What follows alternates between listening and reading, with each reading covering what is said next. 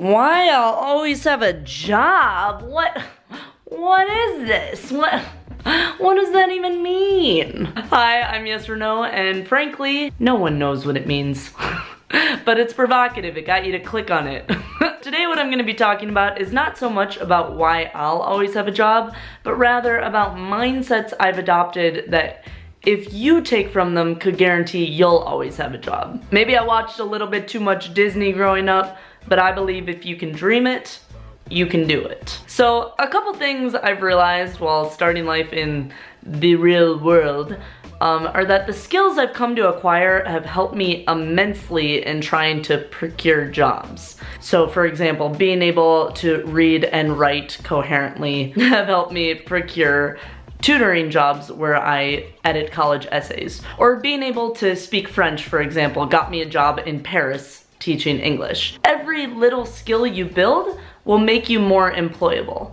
Now, the tricky thing is that not all skills are transferable to all professions, right? You can't just say, I'm a good artist, and then expect to get hired as an investment banker. Does not work that way. I know, surprising, but does not work that way, right? You need to build the skills up in the industry that you want to work in. Now, I feel like a place a lot of people get lost is not realizing that every second of their day is spent building a skill. If you're sleeping a lot, you're getting hecka good at sleeping. If you're Facebooking a lot, you're getting hecka good at that. If you're on Twitter all the time, oh my gosh, your tweet game must be insane. But here's the problem with those skills. They're not very in demand. They're not something tons of employers want to pay for you to do. Like, unless you're gonna be a social media advertising rep, like you're not gonna get paid for those kind of things. So my advice for you, if you don't know what it is you wanna do, is still be working on skills that you think will make you employable later down the line.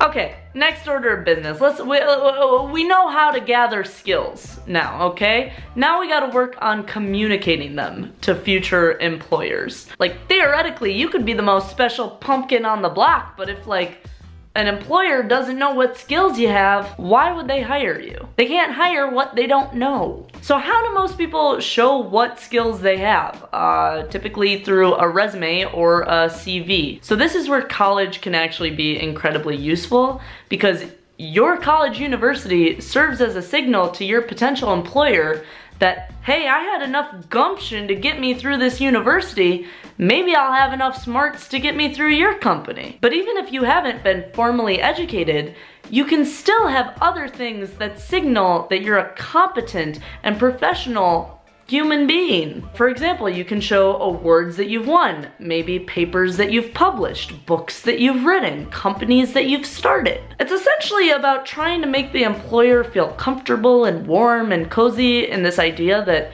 if they hire you, you'll be somebody who can actually do the job. Alright, but moving on to other things that I've learned. One really cool thing that I've learned while having this YouTube channel is that the people who need the jobs the least get the best choice of jobs. The people who need the jobs the least have the best choice of jobs. You know that whole mentality, beggars can't be choosers? People with options can be. One place that I've seen this displayed in my life is by having this YouTube channel, by having a source of income, it means I don't automatically need to jump on any job offer that comes my way. Yes, okay, if you don't have a job and you absolutely need the money right then and there, then yes, take the first thing that's offered you.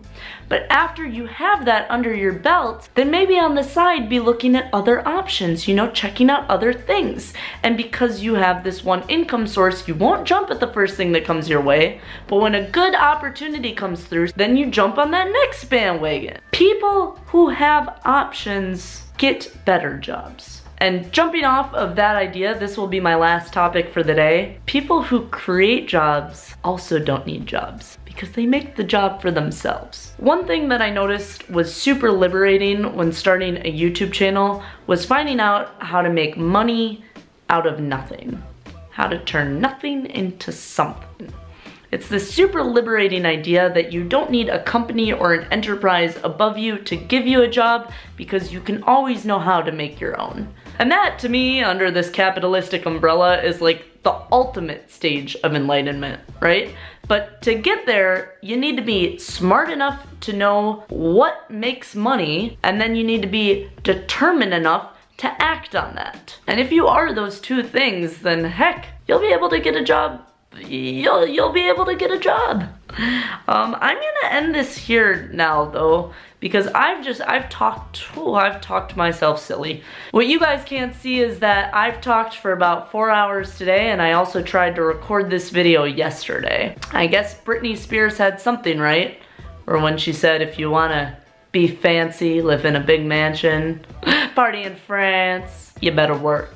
Because I do, and if you always want a job, you can't be afraid of the work. I'm Yes or No. I will catch you guys on the flip side. Home skillets.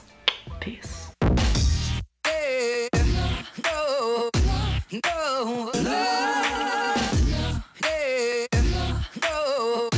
No.